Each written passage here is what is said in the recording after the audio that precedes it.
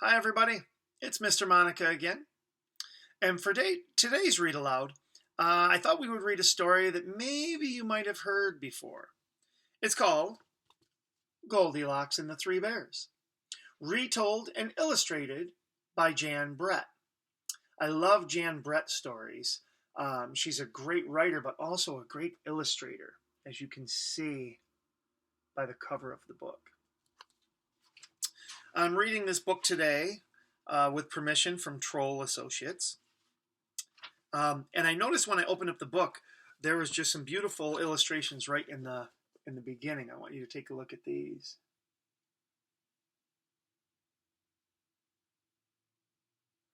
Those are pretty neat. All right, so let's get back to our story, though. Goldilocks and the Three Bears.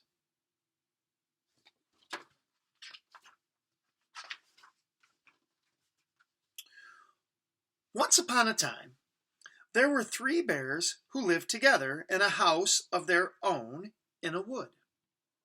One of them was a little small wee bear, and one was a middle-sized bear, and the other was a great huge bear.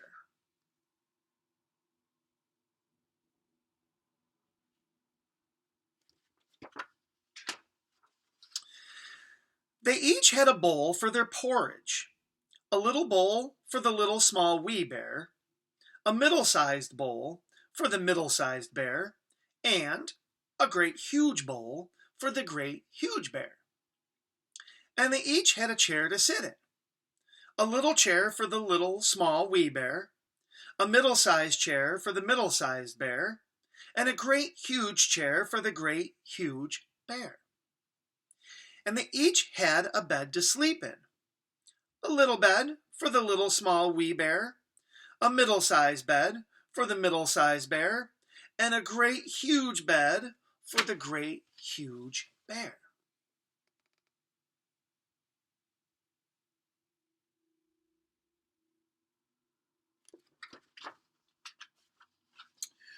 One day, after they had made their porridge for breakfast and poured it into their porridge bowls, they walked out into the woods while the porridge was cooling.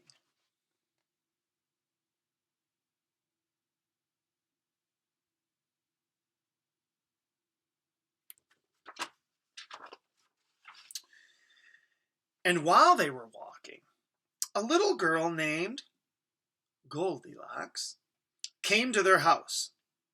First, she looked in at the window.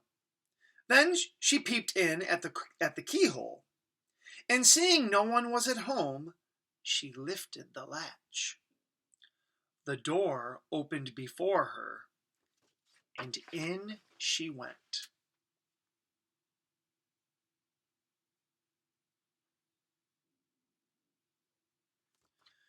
Does it seem like a good idea to walk into a strange house because somebody's not home?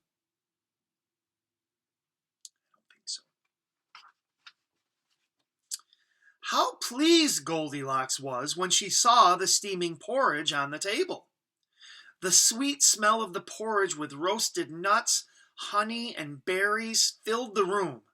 It was so tempting that Goldilocks set about helping herself. First, she tasted the porridge of the great huge bear, but it was too hot. Then she tasted the porridge of the middle-sized bear, but it was that's right, cold.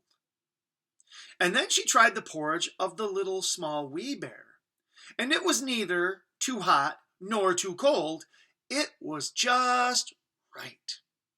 She liked it so much that she ate it all up.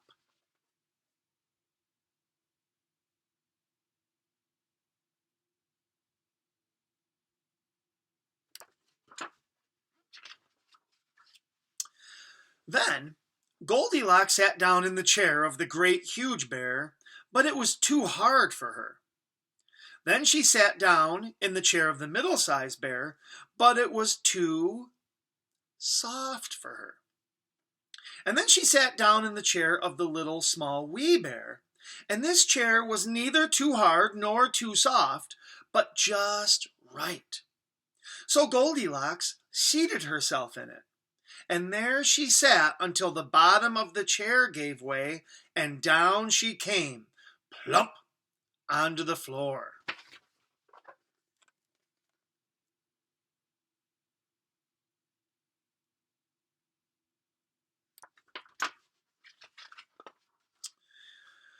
Then Goldilocks went upstairs to the bedroom in which the three bears slept. First, she lay down upon the bed of the great huge bear, but that was too high at the head for her.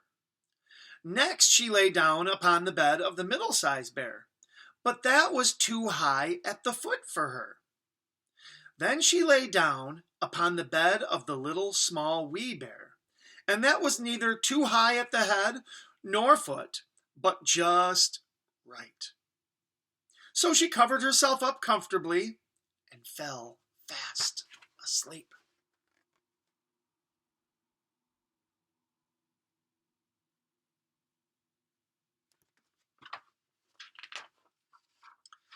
Here's where some of the trouble begins. By this time, the three bears thought their porridge would be cool enough to eat, so they returned home for breakfast. Now Goldilocks had left the spoon of the great huge bear standing in his porridge. "Somebody has been at my porridge," said the great huge bear in his great rough, gruff voice. And when the middle-sized bear looked at hers, she saw that the spoon was standing in it too. "Somebody has been at my porridge," said the middle-sized bear in her middle voice. Well, then the little small wee bear looked at his bowl, and the spoon was in the porridge bowl, but the porridge was all gone. "Somebody has been at my porridge and has eaten it all up," said the little small wee bear in his little small wee voice.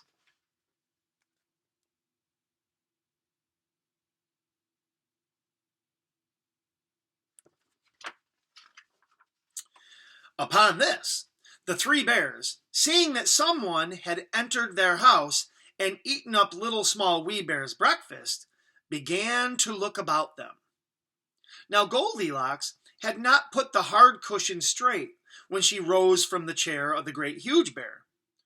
"Somebody has been sitting in my chair," said the great huge bear in his great rough, gruff voice. And Goldilocks had crumpled the soft cushion of the middle-sized bear.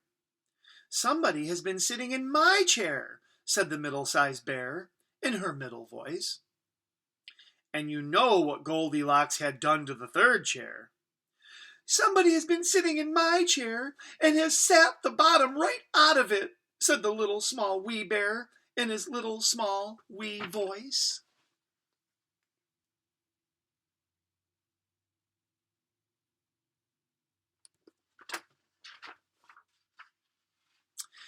Then the bears thought it necessary that they should make a further search, so they went upstairs to their bedroom. Now Goldilocks had pulled the pillow of the great huge bear out of its place. "Somebody has been lying in my bed," said the great huge bear in his great rough, gruff voice. And Goldilocks had pulled the cover off the middle-sized bear out of its place. "Somebody has been lying in my bed," said the middle-sized bear in her middle voice.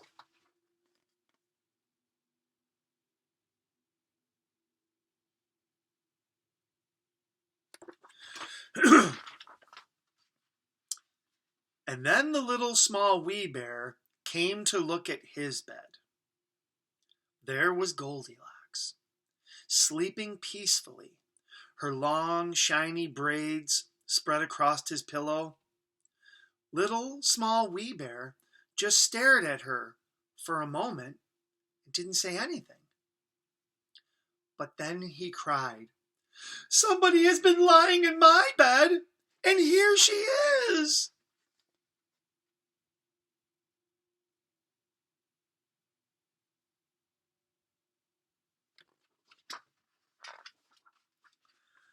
Goldilocks had heard in her sleep the great rough, gruff voice of the great huge bear, and the middle voice of the middle-sized bear. But it was only as if she had heard someone speaking in a dream. But when she heard the little small wee voice of the little small wee bear, it was so sharp and so shrill and so like her own that it awakened her at once.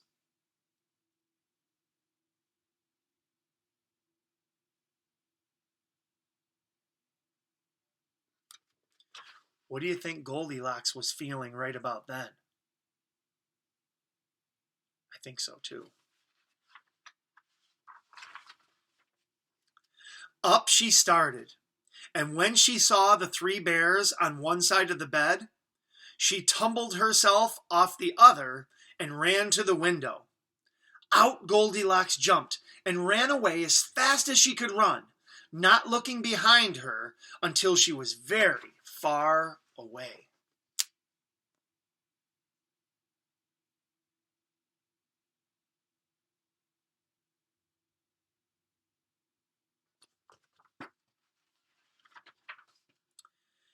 And what happened to Goldilocks afterwards, no one can tell. But the three bears never saw anything more of her.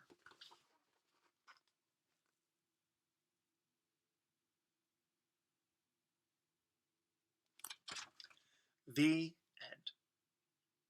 Boys and girls, I hope you like the story of Goldilocks and the Three Bears, retold and illustrated by Jan Brett. Have a great day. I will read to you soon. Goodbye, my friends.